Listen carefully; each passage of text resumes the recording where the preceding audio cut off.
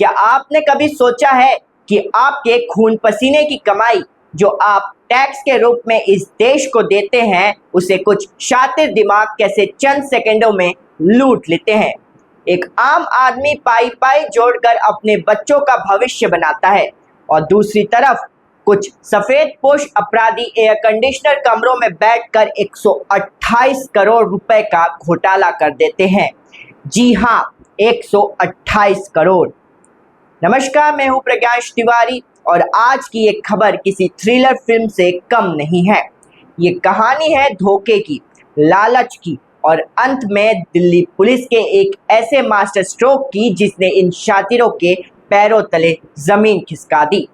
हम बात कर रहे हैं दिल्ली पुलिस की आर्थिक अपराध शाखा यानी इकोनॉमिक ऑफेंसेस विंग EOW के सबसे बड़े ऑपरेशनों में से एक की। जरा इस घोटाले का नेटवर्क समझिए। इन अपराधियों ने कोई बैंक नहीं लूटा, न किसी की तिजोरी तोड़ी। इन्होंने सिस्टम के आंखों में धूल झोंकने के लिए एक दो नहीं बल्कि 250 से ज्यादा फर्जी कंपनियां खोल डाली। इन्हें शेल कंपनियां कहते हैं, मतलब जमीन पर न कोई ऑफिस, न कोई फैक्ट्री और न ही कोई कर्मचारी। सिर्फ कागजों पर ये कंपनियां करोड़ों का बिजनेस कर रही थी। धड़ल्ले से फर्जी इनवॉइस यानी बिल काटे जा रहे थे।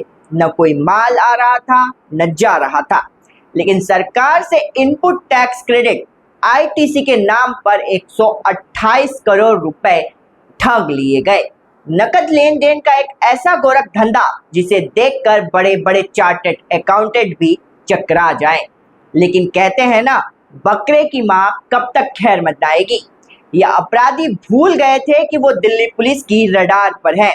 जब EOW का इस महा घोटाले की भनक लगी तो शुरू हुआ ऑपरेशन टेक्निकल ट्रेसिंग। अब चुनौती ये थी कि जब कंपनियां ही फर्जी है तो पुलिस छापा कहां मारे। यहीं पर दिल्ली पुलिस ने अपनी जबरदस्त डिजिटल और टेक्निकल स्किल्स का इस्तेमाल किया। हजारों डिजिटल फुटप्रिंट्स खंगाले गए, सर्वर ट्रैक किए गए और एक एक सुराग को जोड़ते हुए पुलिस की टीम जा पहुंची पुरानी दिल्ली के भीड़-भाड़ वाले इलाके दरियागंज।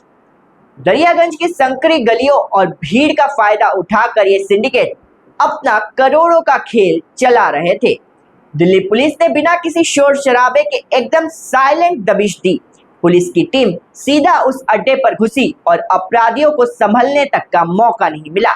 इस मास्टरमाइंड गैंग के 6 शातिर अपराधियों को गिरफ्तार कर लिया गया है, जिनमें से 5 को तो उसी ठिकाने से रंगे हाथ दबोचा गया और जब वहां तलाशी ली गई तो जो मिला वो आपके होश उड़ा देगा। 51,12,000 का नकद कैश, 15 मोबाइल फोन जो इस फर्जी वाले की कंट्रोल लाइन थे, 2 लैपटॉप जिनमें 250 कंपनियों का पूरा काला चिट्ठा मौजूद था, 2 लग्जरी कारें जो आपके और हमारे टैक्स के पैसों से खरीदी गई थी और बोरियों में भरे हुए सैकड़ों फर्जी इनवॉइस और दस्तावेज।